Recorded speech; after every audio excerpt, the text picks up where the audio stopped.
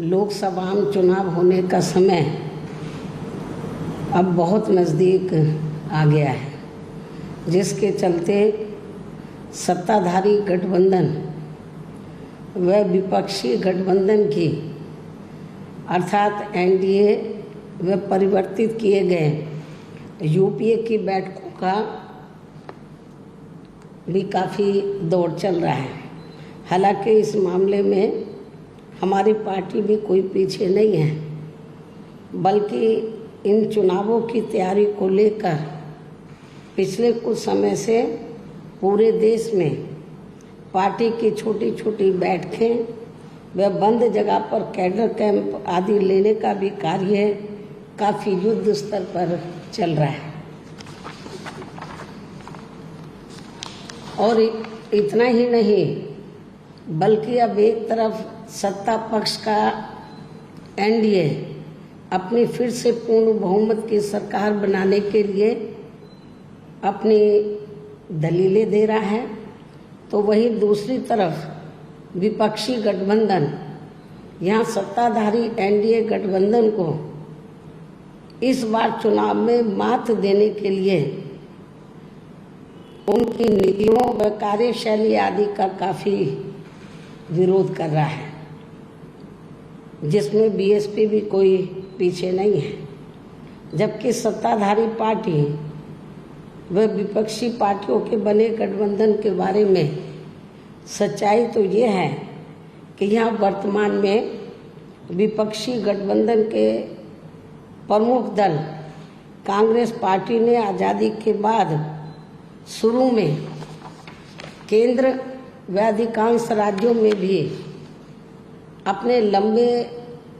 अरसे तक रहे शासनकाल के दौरान अपनी हीन व जातिवादी एवं पूंजीवादी मानसिकता को त्याग कर यदि देश व आम जनहित में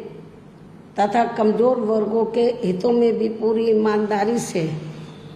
कार्य किया होता और विशेषकर कमजोर वर्गों के हित व कल्याण के मामले में परम पूज्य बाबा साहब डॉक्टर भीमराव अंबेडकर की सलाह को भी मान लिया होता, तो फिर ना तो बाबा साहब को अपने कानूनी मंत्री पद से उस समय इस्तीफा देना पड़ता तथा ना ही आगे चलकर कांग्रेस पार्टी को केंद्र व अधिकांश राज्यों की भी सत्ता से बाहर होना पड़ता तथा ना ही फिर कमजोर वर्गों के लोगों को मजबूरी में बीएसपी के नाम पर अपनी अलग से राजनीतिक पार्टी बनाने की ज़रूरत पड़ती। और अब ये कांग्रेस पार्टी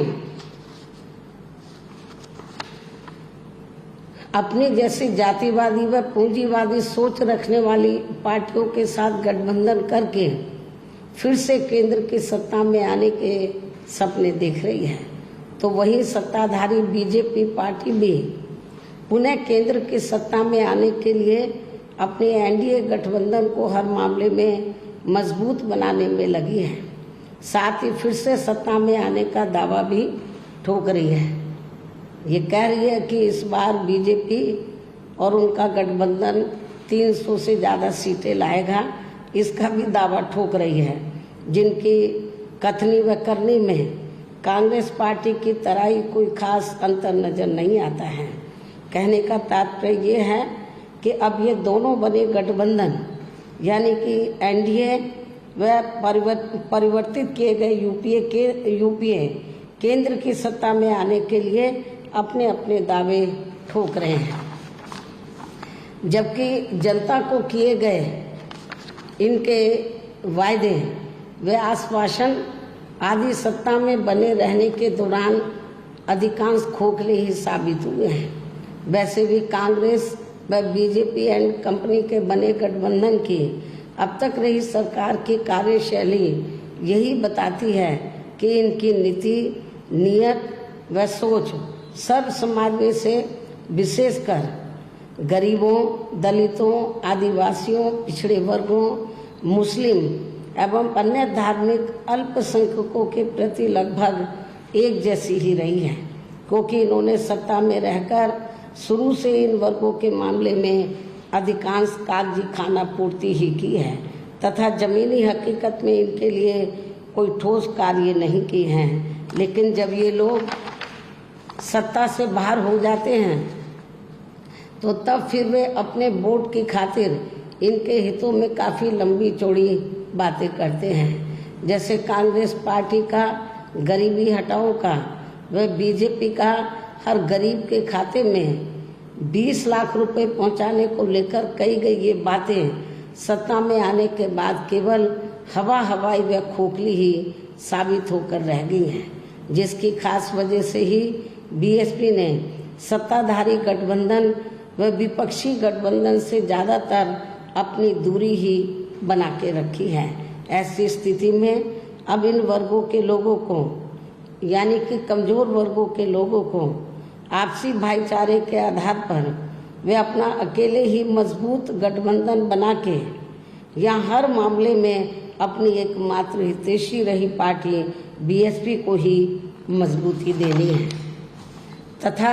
जिससे फिर यहाँ कोई भी गठबंधन केंद्र व राज्यों के बीच सत्ता में पूरी मजबूती के साथ आसीन ना हो सके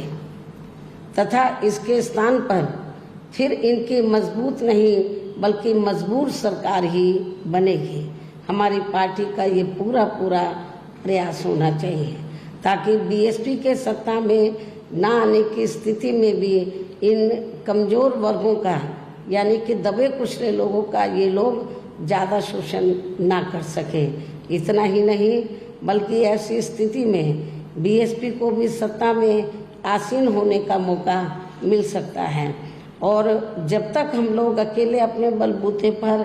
खड़े नहीं हो पाते हैं, इसलिए इन सब बातों को ध्यान में रखकर अब बीएसपी को लोकसभा चुनाव में व इससे पहले राजस्थान, मध्य प्रदेश, छत्तीसगढ़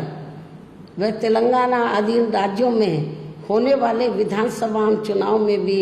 अकेले ही चुनाव लड़कर अपनी पार्टी का बेहतर रिजल्ट लाना होगा। लेकिन बीएसपी पंजाब, हरियाणा आदि इन राज्यों में वहाँ की रीजनल पार्टियों के साथ मिलकर जरूर चुनाव लड़ सकती है, बशर्ते अब वर्तमान में उनका एनडीए व परिवर्तित किए गए यूपीए से भी कोई संबंध नहीं होना चाहिए। इसके साथ ही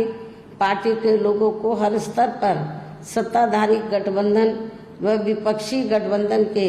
सभी साम दाम दंड भेद आदि हथकंडों से भी जरूर सावधान रहना है। इसके अलावा यहाँ मैं ये भी कहना चाहूँगी कि देश में लगातार बढ़ रही कमर तोड़ महंगाई,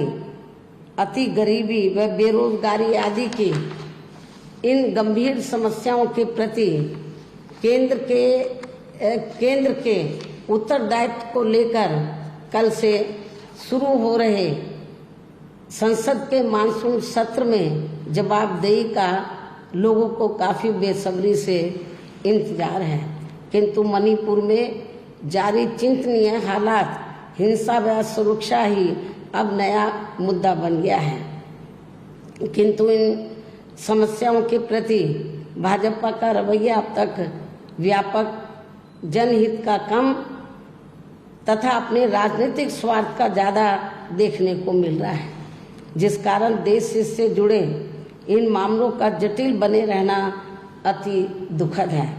जबकि देश की प्रगति लोगों की उन्नति में ही निहित है, जिस पर पूरा ध्यान केंद्रित करने की भी सख्त ज़रूरत है। और अब लोकसभा चुनाव से पहले संसद में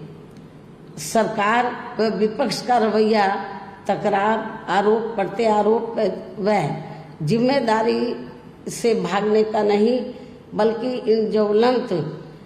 जन समस्याओं को दूर करने संबंधी समाधान का होना चाहिए, क्योंकि इस समय समस्त गरीब एवं मेहनतकश जनता का जीवन काफ़ी दुखी व त्रस्त है, जिनकी सही से चिंता करना सभी का दायित्व भी बनता है। अंत में अब मैं अपनी बात यहीं समाप्त करती हूँ। धन्यवाद। जय भीम व जय भारत।